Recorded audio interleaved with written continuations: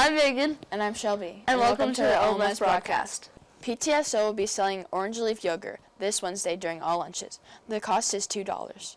Do you need extra help with assignments? Need time to read your book in a quiet setting? Do you need to work on homework before school? The owner attend OMS Homework Club, and everyone's invited. This club is from 8:05 to 8:35 every morning, except for Wednesdays. If interested, check in at the office, and then head to A39, Miss Velasco's room, or A22, Miss Smith's room. Card Game Club meets every Tuesday after school from 4 to 4:30 p.m. in A41. Contact Mr. Daly for more information. On Friday, November 12th, we'll have Club Day. There will be a modified schedule. Hey Cubs, if you didn't know, Chess Club will be held after school on Tuesdays from 3:55 to 4:30 p.m. in room A27. Contact Miss Wayne for more information. TV Productions is in need of your baby pictures. Leave your baby picture with your first and last name and primetime teacher on the back of your picture. Turn your baby face picture in the baby face picture bucket at the office for a chance to be featured in our baby face segment. Come to Dungeons and Dragons Club in Mr. Hillis' room A32 every Tuesday from 4 to 5 o'clock. Knowing how to play is not a requirement, but if you have the materials, please bring them. And now it's time for campus news. I'm Kenyon. Hey Cubs, today we're asking our resource officer, Officer Nay, resource officer here at O'Leary, about the fake news and rumors going around social media. Hey Cubs, I'm Miley, interviewing Officer Nay on the false accusations. So, what are your thoughts on all the false accusations?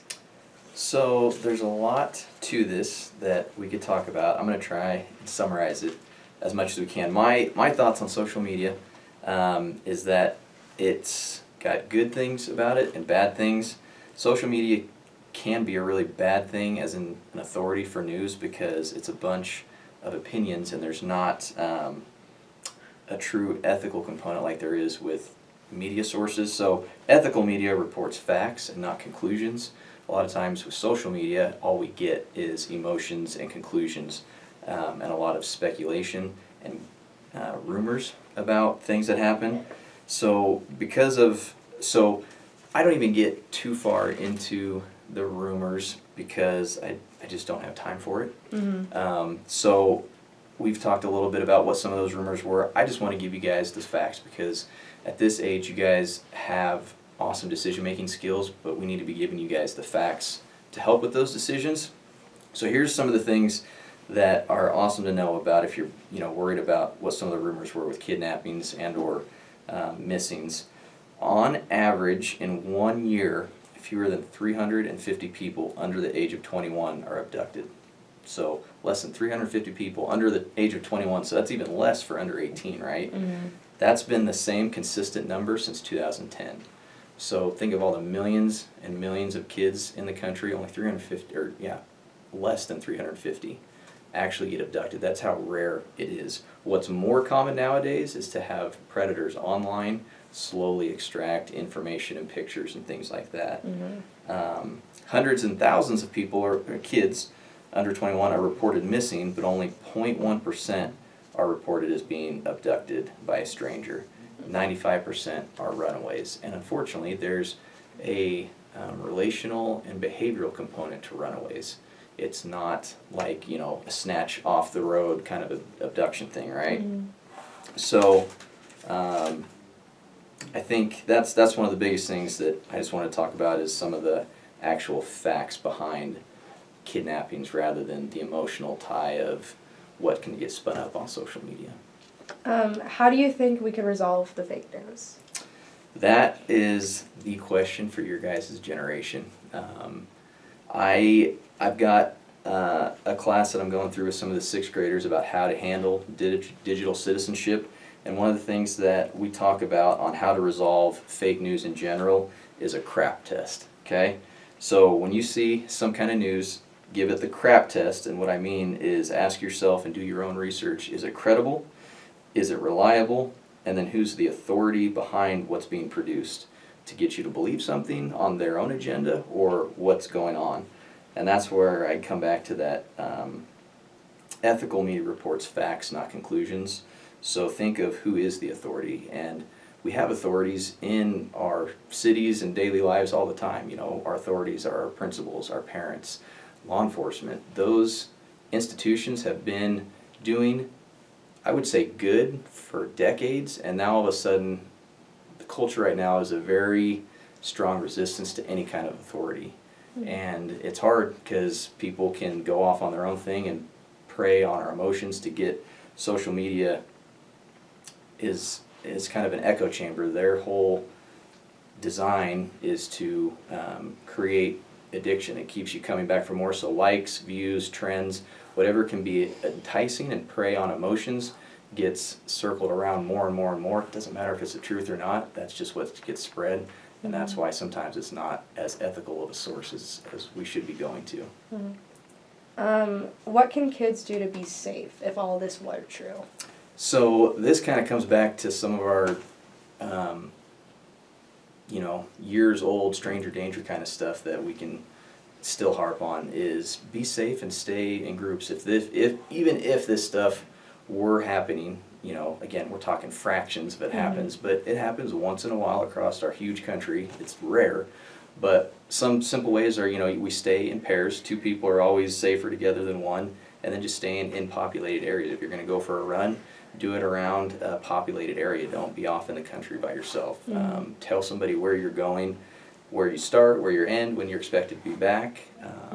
And then nowadays, the cool thing too is technology. We can use wearables and different things that might be able to keep us in instant communication with anybody all the time. So run with your phone. It's annoying, but I've had to do it too. Run, with it in your hand. If you don't want to put it on a sleeve, or phones are hard for kids at this age. I'm not a real fan of phones with youths because of the mental, just the mental and growing mind of your guys' age group, and having to take in so much information so fast with phones. But it can have good sides, and that's the good side, is use wearables and technology to be safe if you're out and about.